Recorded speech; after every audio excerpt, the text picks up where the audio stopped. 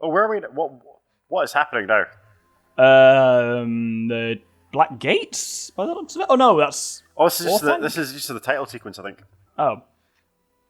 So I didn't realize this until very recently, where Saruman in the extended edition, he's like, "What would you ask of me? The keys to the Tower of Orthanc and the rods of the 5 wizards." So the keys to the Tower of Orthanc is a magical artifact. The Tower of Orthanc cannot be opened unless you hold the key. That makes sense. It's like a magical artifact. It's impossible to open otherwise.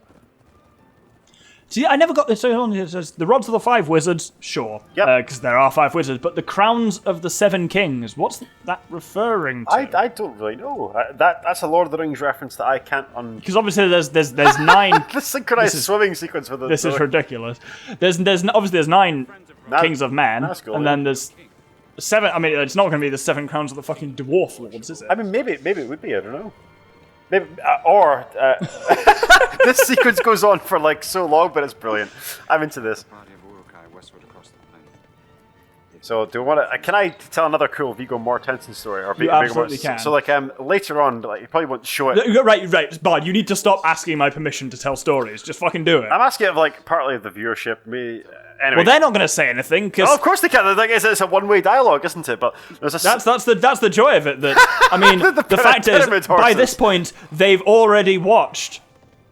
If they're watching this, there has certainly already been probably 8 episodes of this series at this point. Looking at the time, God damn, being at 3 hours and 39. So at this point in the series, where Viggo Mortensen... Oh, you're about to talk about the foot? I'm talking about the foot. So where he kicks, there's an Uruk-hai head that's separate from the rest of the pile, and he kicks it, and it turns out that helmet that he kicks was made of solid metal. So Viggo Mortensen shattered his foot and continued to fall to his knees, remaining in character the entire time with a shattered fucking foot. And it made it. It made it to the final Peter cut. Jackson said to him, "Oh, that was so good. How did you do that?" And he's like, "I need to go to hospital." Because that scene of him going because he broke his fucking toe. Again, my continuation of the Viggo Mortensen man crush, but he's probably the best human being alive on planet Earth. Come over here and shoot these targets. I will do no such thing. Cool. That's great content there, Bard. I'm breaking. I knew I hired you for a reason. Again, hiring implies no financial reward, as you spoke about earlier on, but nevertheless, okay, hang on. Actually, in fairness, wow, that's a different discussion for a different time. We do need to talk about payment. Because we make money from this channel. You don't need to pay me a goddamn thing. Excellent, I'll hang on to it and buy myself some gin. Excellent, please do. I would rather that you had gin than I had financial gain. Well, that's the thing. It's all about securing content. Yeah. So, in the books, Ugluk, the greatest of the Uruk-hai, he is the person who dies leading the Uruk-hai against Eomer. It's not, again, in the books, it's not actually Eomer. There's another captain of Rohan who leads the random group of riders across the plain. Who is it? I can't remember that. I can't remember his name, but in the films it's Eomer, but in the books it's another random Rohan captain who is not Eomer. Yeah. I'm guessing Aragorn has to do a rangery thing. Yeah, you do a tracking thing here. Yeah, you can sniff it and basically follow the scent. There you go. We were talking about this. So I recently, as people may know from watching my own stuff, we recently got kittens, and we were talking about basically one of our kittens is fucking massive. And I'm absolutely sure he's going to grow up to be just a massive lad. So we're like, okay, we need to give him a suitably impressive name. I was like, why don't we name him after some orcs or Uruk-hai? And obviously the sprite was like, no. But I was like, there's so many good options. You could call him Ugluk, Gorbag, or Ugluk, or Shagrat. Woo! Shagrat the orc, yeah! Apparently none of those are acceptable for a kitten. Well, I mean, the sprite will be editing this, and I'm sure she'll do something to suitably embarrass me when she edits this. But nevertheless, the sprite is wrong, and I say that with great confidence, which I rarely do when I contradict the sprite. Yeah, no, you did. Yeah, you did. I mean, yeah. Oh, hey, little Gorbag the kitten, how you doing? Or Grishnak. These would all be great. Orcs have great names. They do. Well, they don't. But can I punch this into submission? No, I can't. No, you need to continue stalking, Sunshine. There we go. Oh no, maybe not.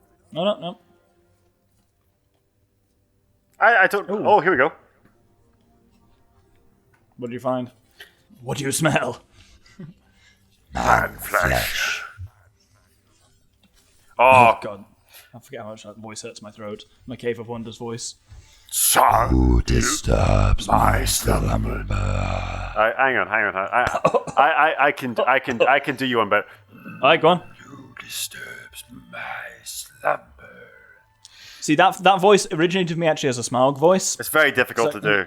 I can sing, Well, thief, where are you?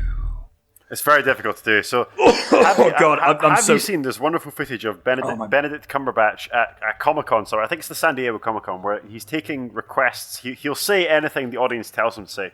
And there's a kind of American lady in the front row of the audience who's like, Benedict, could you say hello, button lady, in your Smaug voice? And like he gets very into it. He draws himself back and he leans forward and he goes, Hello, button lady. And it's tremendous.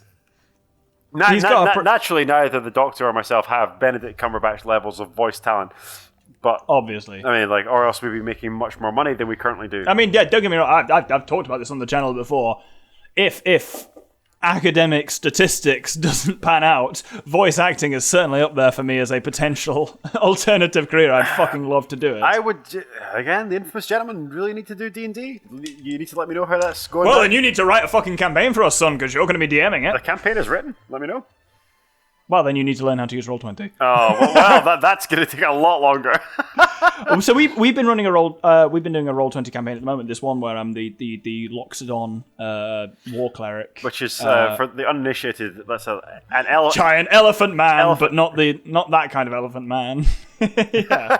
I am not a man. I am a human being. Yes, not that quite, but yeah, no. I messed up that line. I'm a fucking massive Magic the Gathering nerd as well. So of course I bought the Guildmaster's Guide to Ravnica because Ravnica is probably one of my favourite settings for anything ever. Yeah, we spoke at great length about the relationship between Magic the Gathering and Dungeons and Dragons. However, Doctor, Did we? When was I blasted? I was probably blasted. Oh, we've spoken about it several times to my knowledge. Right, I'm going to have to call time for a brief second, Doctor, if you will excuse me, but one moment. You can keep your fancy ales, you can drink them by the flagon, but the only proof of the brave and true comes from the Good Dragon. Hey! Hey, well done. And then with that viewership of the infamous gentlemen, we are back. Welcome to the Doctor and the Bard with increasing levels of drunkenness. When we go for a comfort break, we return with exuberant song. Yeah. Oh, it's one of these again. Oh, bollocks. And again, not to rub it in, Doctor, but this was, in fact, the drinking song I sang with Billy Boyd, the man who plays Peregrine Took. See, I love how you say not to rub it in, and then what do? You fucking rub it in. I do rub it in. Like, I actually met him I've met him several times, but like I met him years later at, bizarrely, a funeral, actually, where he was very somber, and I shared a solemn pint with Billy Boyd. It was, yeah. Jesus Christ. Yeah. I've literally got, like, almost no, like, famous claims to fame. Do you want my brother? There's a photo of my brother in a local newspaper from where we grew up. With it's him sitting in a chair. On one side is Michael Palin. On the other side was a unknown author at the time, one J.K. Rowling. Oh, that's a nice picture.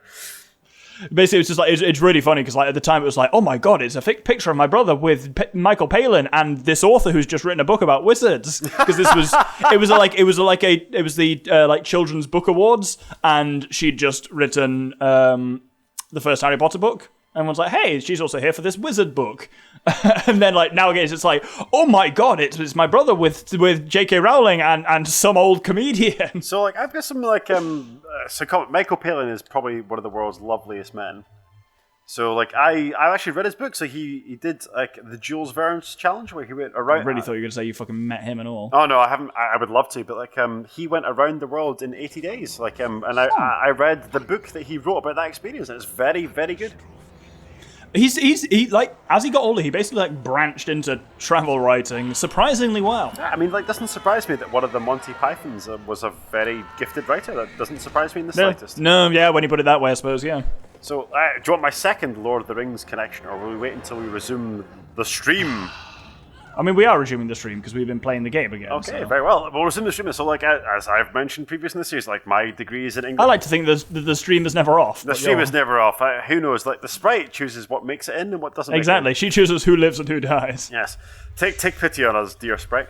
Regardless, like, as I mentioned, my degree is in English literature. It's nonsense, it's pretentious, and, like, it has no practical... Still good to hear it from you. Yeah, though. oh, definitely. It has no practical application for anything. Can we kill orcs? Apparently the hobbits are now unstoppable, unkillable badasses.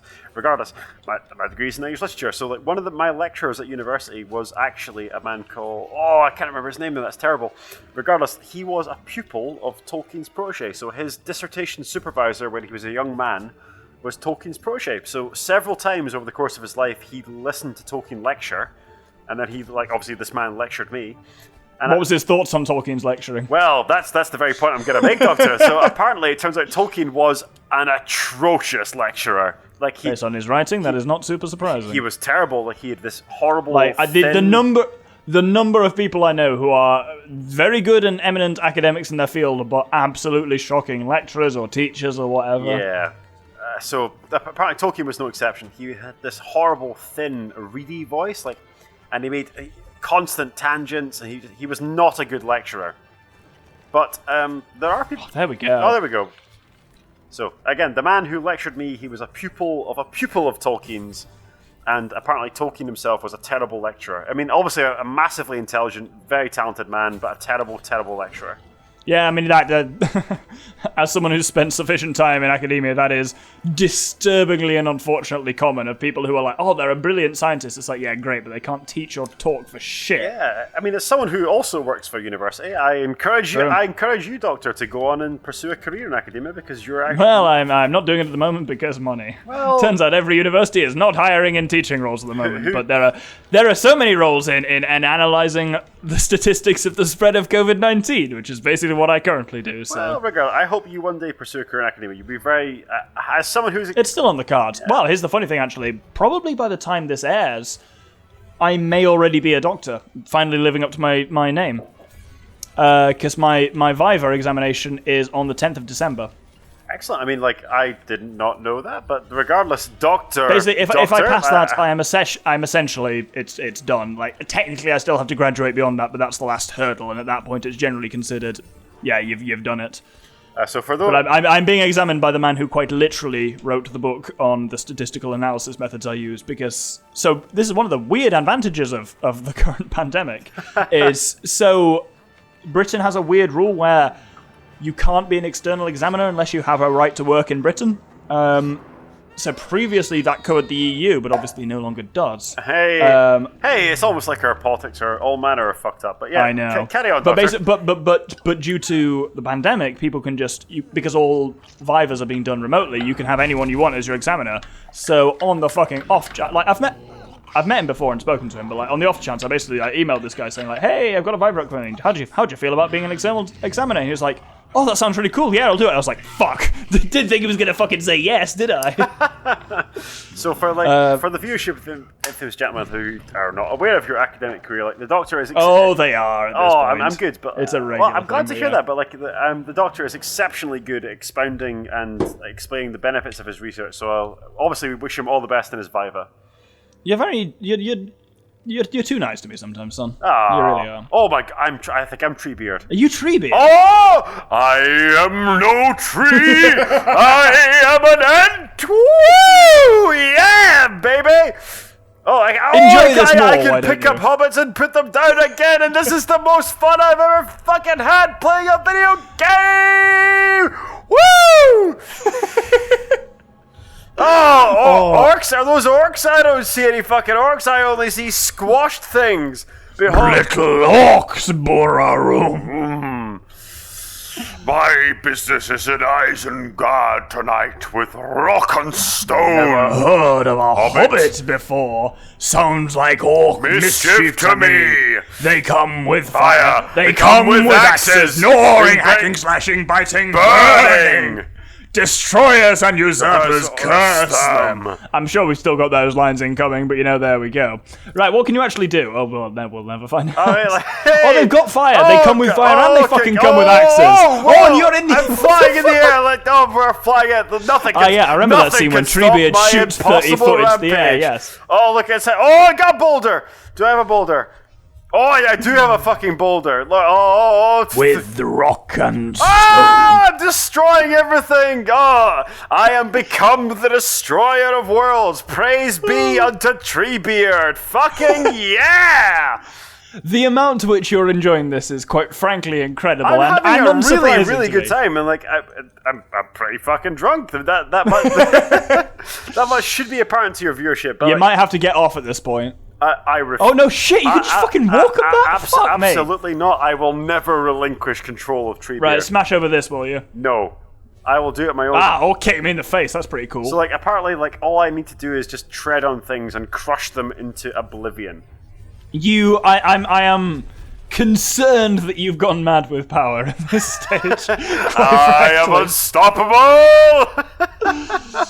Oh God! I'm enjoying this much more than Lego Star Wars. Oh, can you pick me up and carry me over there? Oh, definitely. So, obviously I can't swim because I'm a dumb idiot hobbit.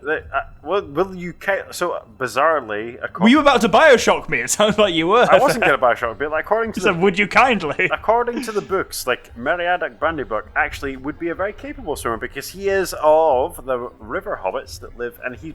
Yeah, actually, yeah. So like, there's a big thing in the books of how Meri is basically like a captain of like a hobbit militia. He's the closest that like the Shire has to like a sheriff. Huh. And he's like the de facto patriarch of like the Brandybucks, who are this very important and very militant and violent like hobbit family. Again, when you read the first 100 pages of Fellowship, which is a slog, let me assure you, this is what you learn about like Meriadoc. Thank you. Oh, I didn't do that. That was you. Oh. I don't know how I did that. Stomp. Apparently you're afraid of fire, so probably don't wander into that. I mean, I wasn't going to do that because I'm made of wood, which is what I tell all my lovers. There's a callback right there. Is it? Or is that... That was a joke when we do... Oh, true adventurer! Woo! God, that was quick. Actually, no. I suppose we have been doing. No, that is what that is. Oh, it's fucking. It's Saruman up ahead. Can you say that was quick? The White Wizard approaches. Yes, indeed. Can you say that was quick? That was quick. That's what all my lovers tell me. Oh, very good. There we go. You're the master of the callbacks. Indeed. Can we continue? Yeah. Absolutely. Yeah. we can continue so hard and so fast. You have no idea. And again, that is what all my lovers tell me.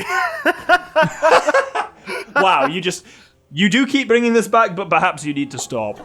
Yeah, I probably ought to. Let's go back to Lord of the Rings banter rather than like my depraved sex life. But yeah, sure, carry on. The White Wizard will know.